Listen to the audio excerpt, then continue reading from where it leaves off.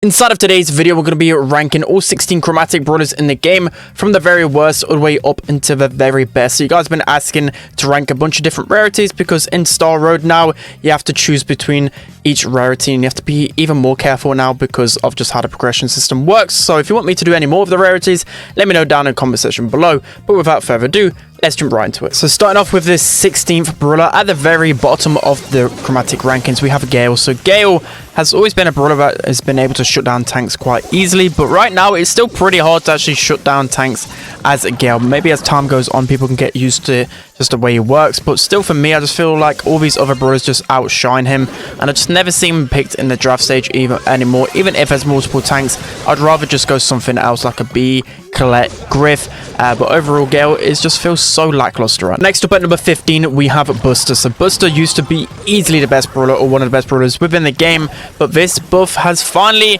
somewhat killed him. I still think he's a decent brawler. He's not unusable, but in terms of chromatics, I think he's the second worst, mainly because there's just so many different tanks in the game right now that just offer a lot better than him.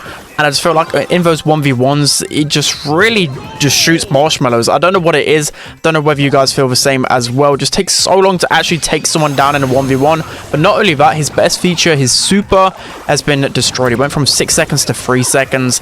And I just feel like it's so hard to get value out of his supers. But overall, we can still get some decent value out of him because of how strong his gadget is. But overall, it's just a lot better options right now. So next up at number 14, we have Lou. So Lou is a pretty underrated brawler in the meta overall. He's actually a really good counter to a lot of those tanks and a lot of certain brawlers in specific, but still I feel like his shots are pretty hard to hit, especially if the map's opened up even more. You know, a good player can definitely juke out Lou, but in terms of the hot zone meta, he's definitely one of the best counters to really strong hot zone brawlers like Meg, for example, but still overall just feel like he's a little bit awkward to play, and I would still rather just pick someone else rather than a Lou. Next up at number 13, we have Belle. So Belle, I still feel like it's a pretty decent brawler overall. She can definitely be usable in so many different compositions, but in terms of other brawlers, I think they have more of a niche in their meta, or just at least more playability. With Belle, I feel like there's always a better option. There's always someone else you can go, mainly because you've got to be so incredibly scared of tanks in this meta. I'll say it time and time again, but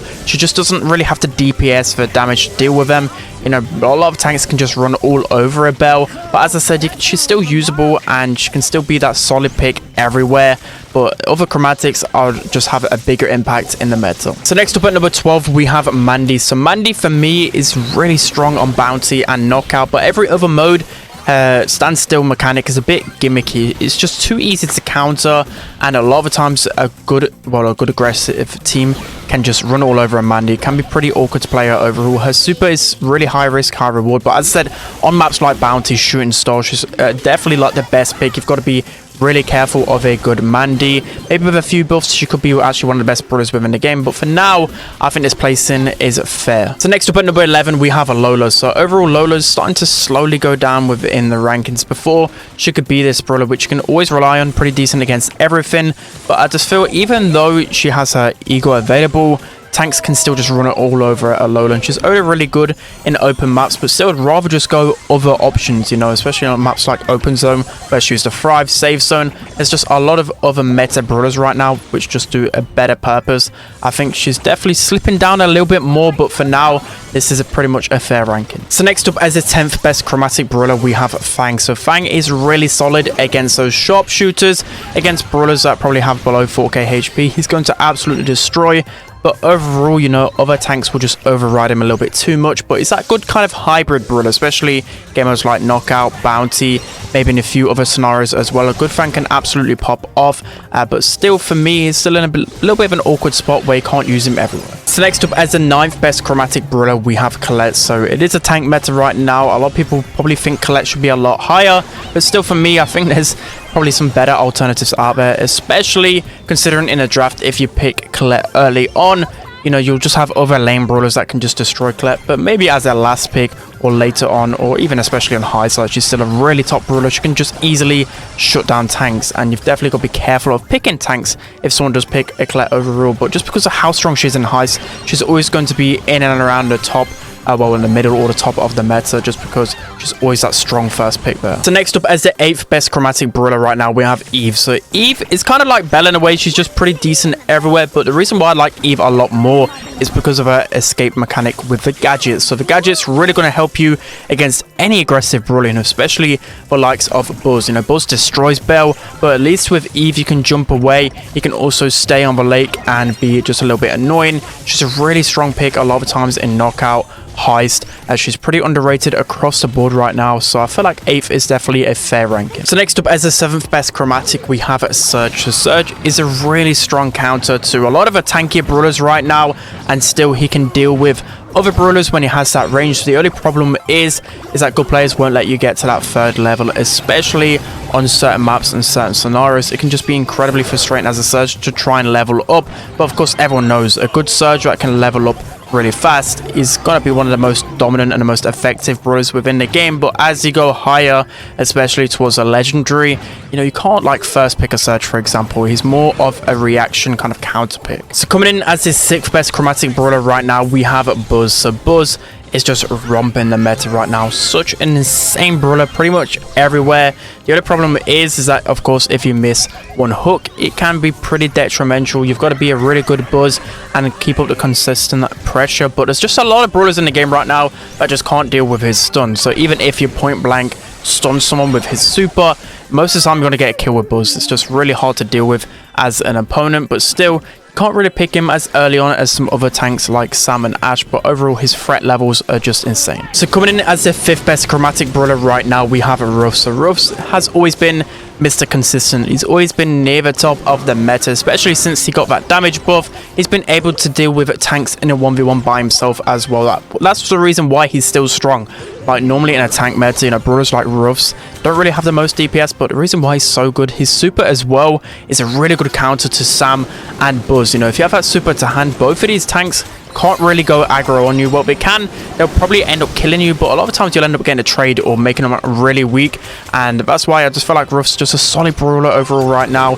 He's so strong in every single game mode, and he can just be played into everything, and that's what makes him such a solid brawler. So next up, as the 4th best chromatic brawler, we have Janet. So Janet is really strong, even in a tank meta where she doesn't really have the highest DPS. I still think she's one of the best brawlers within the game right now, just because, especially in the early draft stage, the 2nd, 3rd pick, you can always rely on her because she'll be pretty good against the things that counter tanks, for example, like Colette, Griff should be just really solid against those types of brawlers, and just overall she's just really annoying for the enemies to deal with. She's got annoying gadgets, a really good super to get away, and she's pretty much usable in every single map and mode, probably except for like Bounty.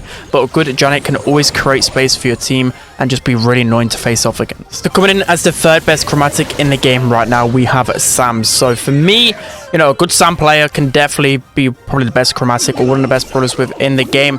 But I just struggle to use Sam myself, so I've got to put him at the 3rd, probably for myself, but easily can be disputed for the best. But anyways, a good Sam can just be so incredibly aggressive, especially with his super, being able to gain back HP whilst also getting a speed boost, but also starting off with that super at the beginning of the game.